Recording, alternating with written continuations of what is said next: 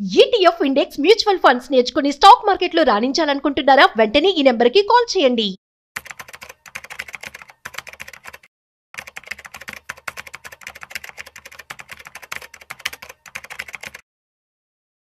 Hi, hello, namaste. Welcome to Business Buzz with Rajiv Pasupuleti on Suman TV.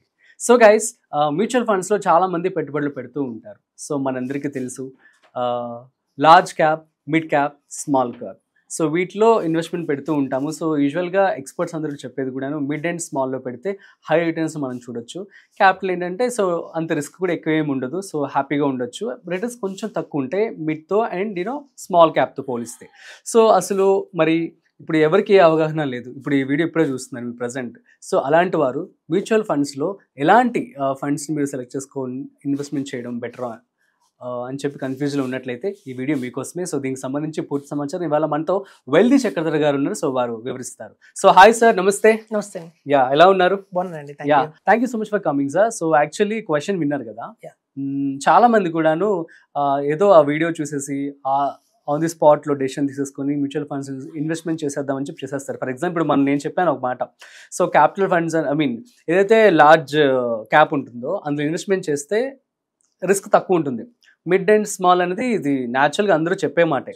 ఈ మాట చెప్పి అందరూ కూడా మేబీ మిడ్ అండ్ స్మాల్కి వెళ్ళిపోతారేమో. సో అలా ఎమోషనల్గా కాకుండా తెలివిగా ఆలోచించి ఎలాంటి మ్యూచువల్ ఫండ్స్ని, ది బెస్ట్ మ్యూచువల్ ఫండ్స్ని రిస్క్ లేకుండా చూస్ చేసుకోవాలంటే ఏం చెప్తారు? ఇది చాలా మంచి క్వశ్చన్ అండి. యాక్చువల్గా చాలా మంది తెలుసు లార్జ్ క్యాప్ అంటే టాప్ 100 కంపెనీస్ అని, మిడ్ క్యాప్ అంటే 100 నుంచి 250 కంపెనీస్ అని, స్మాల్ క్యాప్ అంటే 250 బిలో ఉన్నవని స్మాల్ క్యాప్ అని. సో లార్జ్ క్యాప్ లో మీరు చెప్పినట్టు రిస్క్ తక్కువ ఉంటుంది, మిడ్ అండ్ స్మాల్ లో ఎక్కువ ఉంటుంది, at the same time return కూడా ఎక్కువ ఉంటుంది.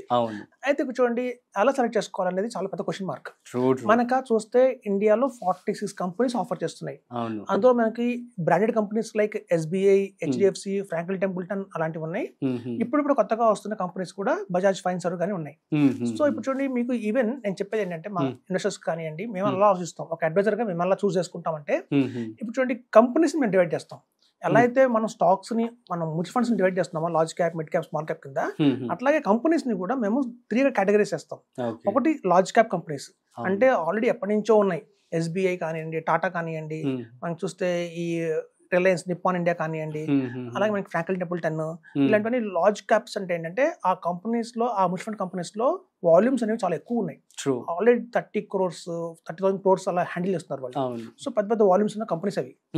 ఇప్పుడే వచ్చిన కొత్తగా బజాజ్ ఫైనాన్స్ కానివ్వండి, శాంకో కానివ్వండి, ITI కానివ్వండి, మీకు ఇంకా వచ్చి ఎడల్వైజ్, అయితే మనకి ఇప్పుడు వైట్ ఓక్ కంపెనీ. సో ఇవన్నీ ఇప్పుడు స్టార్ట్ అయిన కంపెనీస్. సో మేము చెప్పేది ఏంటంటే మా ఇన్వెస్టర్స్ అందరికీ కూడా, మీరు ఎప్పుడైతే స్మాల్ క్యాప్, మిడ్ క్యాప్ తీసుకుంటున్నారో అవి మీరు లార్జ్ క్యాప్ దగ్గర తీసుకోవాలి, లార్జ్ ఫండ్ హౌసెస్ దగ్గర తీసుకోవాలి. అంటే ఇప్పుడు SBI, HDFC, అలాగే మీకు చూస్తే HSBC, నిప్పాన్ ఇండియా, అలాంటి వాళ్ళ దగ్గర మీరు స్మాల్ మిడ్ క్యాప్ తీసుకోవాలి. ఇక్కడ ఎందుకంటే రిస్క్ మనకి ఫండ్ లోనే రిస్క్ ఉంది. అట్ ద సేమ్ టైం మనం ఇప్పుడు స్టార్ట్ అయిన కంపెనీస్ లో తీసుకోకూడదు అట్లాంటివి. అలాంటి ఎప్పుడు కూడా స్టేబుల్ ఉన్న కంపెనీస్ లో తీసుకోవాలి. వాళ్ళ దగ్గర వాల్యూమ్స్ ఎక్కువ ఉంటాయి కాబట్టి వాళ్ళు చాలా బాగా హ్యాండిల్ చేస్తారు. మీరు లార్జ్ క్యాప్ తీసుకోవాలనుకోండి, ఆల్రెడీ వాల్యూమ్స్ ఎక్కువ వాళ్ళ దగ్గర లార్జ్ క్యాప్ ఇవ్వకూడదు. వాళ్ళ దగ్గర ఆల్రెడీ చాలా huge corpus of large cap ఉంది. మళ్ళీ మీరు తీసుకుని లార్జ్ క్యాప్ ఫండ్ పెట్టారనుకోండి, రిటర్న్స్ రావు. అసలే లార్జ్ క్యాప్ ఫండ్ మళ్ళీ లార్జ్ క్యాప్ ఫండ్ హౌస్ కూడా ఇవ్వకూడదు. ఇప్పుడు ఎవరైతే స్టార్ట్ చేస్తున్నారో వైట్ ఓక్ కావచ్చు, లేక శాంకో కావచ్చు, బజాజ్ ఫైనాన్స్ కావచ్చు, ఇట్లాంటి కంపెనీస్ కి మీరు లార్జ్ క్యాప్ ఇవ్వచ్చు. ఎందుకంటే వాళ్ళ దగ్గర పోర్ట్ఫోలియో లేదు, అంతకుముందు ఏం పోర్ట్ఫోలియో లేదు, కొత్తగా మొదలు పెట్టారు. సో వీళ్ళు ఒక మంచిగా ఆలోచించుకున్న స్టాక్స్ కొంటారు. వాళ్ళు ఆల్రెడీ HDFC కొనరు. చూస్తే మీకు నిప్పాన్ ఇండియా గ్రోత్ ఫండ్ కానివ్వండి, చాలా మంది చెప్తారు ఇండియాలో నెంబర్ 1 ఫండ్ ఏది అంటే నిప్పాన్ ఇండియా గ్రోత్ ఫండ్ అని చెప్పేస్తారు. అదే ఆల్రెడీ నెంబర్ 1 అంటారు. అసలు ఎందుకు Nippon India growth fund number 1 అయింది అనేది ఎవరు ఆలోచించారు.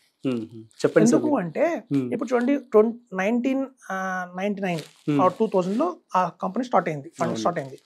ఆ టైంలో మిడ్ క్యాప్ అంటే ఏవి, ఇన్ఫోసిస్ మిడ్ క్యాప్. ఆ రోజున మీకు చూస్తే విప్రో మిడ్ క్యాపే, డాక్టర్ రెడ్డిస్ మిడ్ క్యాపే, ఆ రోజు చూస్తే మీకు HDFC బ్యాంక్ మిడ్ క్యాపే, ICICI బ్యాంక్ మిడ్ క్యాపే. ఆ రోజు చాలా ఇవన్నీ మిడ్ క్యాప్ కంపెనీస్ ఇవన్నీ. సో అట్లాంటి టైంలో మిడ్ క్యాప్ ఫండ్ వచ్చి 1995 లో లాంచ్ చేసినదే మనకి Nippon India growth fund. So Nippon India growth fund తో పాటు Nippon India large cap vision fund కూడా లాంచ్ చేశారు. యాక్చువల్ టిన్స్ అంటారు. ఒకటే రోజున 2 ఫండ్స్ లాంచ్ చేస్తే దాన్ని అనేది ట్విన్ ఫండ్స్ అంటారు. ఇప్పుడు కమల పిల్లలు ఎలా పడతారు ఒకే రోజున, అట్లాగే Nippon India growth fund, Nippon India vision fund అని 2 ఒకే రోజు స్టార్ట్ అయినాయి. ఒకటేమో లార్జ్ క్యాప్ కేటగిరీ, ఒకటే మిడ్ క్యాప్ కేటగిరీ, వాళ్ళదే సేమ్ వాళ్ళదే. సో ఎప్పుడైతే లార్జ్ క్యాప్ స్టార్ట్ అయిన ఫండ్ ఆ రోజే ఉందో, సేమ్ డే ఉందో, అది రిటర్న్స్ ఎక్కువ ఇవ్వాల. ఎందుకంటే లార్జ్ క్యాప్ లో పెట్టేశారు కాబట్టి ఆల్రెడీ.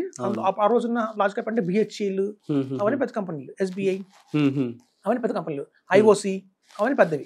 సో గవర్నమెంట్ సంబంధించినవన్నీ పెద్దవి ఆ రోజున 2000 లో. సో వాళ్ళు లార్జ్ క్యాప్ లో పెట్టారు కాబట్టి పెద్ద గ్రోత్ రాలా. ఆ రోజు మిడ్ క్యాప్ లో ఏవైతే హెచ్డిఎఫ్సి బ్యాంక్, ఐసిఐసి బ్యాంక్ ఉన్నాయో వాటిలో పెట్టారు కాబట్టి అవి గ్రో అయినాయి, ప్యారల్ గా ఇది గ్రో అయింది. సో ఎంత అబ్నార్మల్ గా పెరిగిపోయింది ఇన్ఫోసిస్, టీసీఎస్ కానివ్వండి, టీసీఎస్ కూడా ఆ రోజు మిడ్ క్యాపే. సో అట్లా ఆ రోజు మిడ్ క్యాప్ లో కంపెనీస్ లో వాళ్ళు పెట్టారు కాబట్టి ఎట్లయితే ఈ కంపెనీస్ అన్ని మనం అనుకుంటున్నామో, ఎట్లయితే ఎవాల్యుయేట్ అయినాయో ఒక మిడ్ క్యాప్ నుంచి లార్జ్ క్యాప్ కింద, అలాగే ఈ ఫండ్ హౌస్ లో ఉన్న ఫండ్ కూడా, ఈ India growth fund, Nippon India growth fund కూడా మిడ్ క్యాప్ నుంచి హమాంతం పెరిగిపోయి రిటర్న్స్ భారీగా ఇచ్చింది. సో కాబట్టి ఏంటంటే మేము చెప్పేది ఏంటంటే, మీరు లార్జ్ క్యాప్ ఫండ్స్ తీసుకోవచ్చు. అది కొత్తగా వచ్చిన కంపెనీస్, వైటోక్ కంపెనీ, మోతిలాల్ ఓస్వాల్ కానివ్వండి, ఇట్లాంటి చిన్న కంపెనీస్ లో ఎక్కడైతే వాల్యూమ్స్ ఎక్కువ లేవో వాళ్ళ దగ్గర లార్జ్ క్యాప్ పెట్టండి. Small cap, mid cap risk కాబట్టి అవి ఆల్రెడీ స్టెబిలిటీ ఉన్న కంపెనీస్, ఫ్రాంక్లిన్ టెంపుల్టన్ కానివ్వండి, అట్లాంటి వాటిలో తీసుకుంటే మీకు బ్యాలెన్స్ అవుతుంది అనమాట. చూడండి, మ్యాచ్ ద ఫాలోయింగ్ అంటాం. ఇక్కడ మీరు రాసుకోవాలి large cap, mid cap, small cap అని. ఇక్కడ large cap fund houses, mid cap fund houses, small cap fund houses, ఇట్లా మీరు కరెక్ట్ గా పెట్టుకుంటే మాత్రం రాసుకొని. So large cap fund houses దగ్గర ఏమో మీరు mid cap, small cap invest చేయాలి. లార్జ్ క్యాప్ ఫండ్స్ దగ్గర ఏమో స్మాల్ క్యాప్ ఫండ్ హౌసెస్ దగ్గర ఇన్వెస్ట్ చేయాలి. సో అలా కనుక ఇన్వెస్ట్మెంట్ చేస్తే మాత్రం పర్ఫెక్ట్ గా ఉంటుంది, టెన్షన్ ఉండదు. అగైన్ మనకు గుడ్ రిటర్న్స్ అయితే వస్తాయి గ్యారంటీగా. ఓకే. సో ఇప్పుడు చూస్ చేసి, ఇప్పుడు ఫర్ ఎగ్జాంపుల్ ఈ రోజు ఇన్వెస్ట్మెంట్ చేయాలనుకుంటున్నారు. సో ప్రస్తుతం మార్కెట్ని బట్టి ఒక 5 చెప్పండి సార్ వాళ్ళకి ఇన్వెస్ట్ చేసుకోవడానికి మన ఆడియన్స్ కి. ఇప్పుడు చూడండి, మేము మాకున్న ఎక్స్పీరియన్స్ తో చెప్తాం.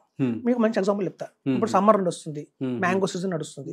సో మ్యాంగో ఎవరైతే మ్యాంగోస్ అమ్ముతారో వాళ్ళ దగ్గర బంగిన్పల్లి అని చిన్న రసాలు, పెద్ద రసాలు, అలాగే మనకి వచ్చేసి కేసర్, మల్లిక, చాలా రకాలు ఉంటాయి. సో ఇన్వెస్టర్స్ ఎప్పుడు మ్యాంగోస్ కొనేటప్పుడు ఏంటంటే, సాధారణంగా ఆంధ్ర వాళ్ళు కొనేది ఏంటంటే చిన్న రసాలు, పెద్ద రసాలు. వాళ్ళకి అవే తెలుసు. చిన్న రసాలు, పెద్ద రసాలు, బంగిన్పల్లి, ఈ మూడే తెలుసు వాళ్ళకి. అవే రుచికరంగా ఉంటాయి అనుకుంటారు. కానీ అమ్మేవాడికి తెలుస్తుంది నా దగ్గర ఎంతమంది ఏ ఫండ్స్ కొంటున్నారు, ఫీడ్బ్యాక్ ఏంటి. ఫీడ్బ్యాక్ ఇప్పుడు ఒక కస్టమర్ చెప్తాడు, అన్న నిన్న కేసర్ కొన్నా, నీ దగ్గర కేసర్ మామిడి పళ్ళు చాలా బాగున్నాయి, నాకు ఇంకో 3 కిలోలు ఎక్స్ట్రా ఇవ్వంటాడు. సో అమ్మేవాడు తెలుస్తుంది ఏది బాగా మూవ్ అవుతున్నాయి మార్కెట్ లో అని అర్థం అవుతుంది. సో అట్లాగే మా అడ్వైజర్స్ లాగా మేము మాకు ఐడియా ఉంటుంది. ఓకే, బంధన్ స్మాల్ క్యాప్ చాలా బాగుంది, ఎడల్వైస్ చాలా బాగుంది, వైటోక్ చాలా బాగుంది, మోతిలాల్ ఓస్వాల్ చాలా బాగుంది. ఒక అడ్వైజర్ గా మాకు 46 కంపెనీస్ మేము డీల్ చేస్తాం కాబట్టి మాకు ఒక ఐడియా ఉంది ఏ ఫండ్ హౌస్ లో రిటర్న్స్ ఎక్కువ వస్తున్నాయి అని.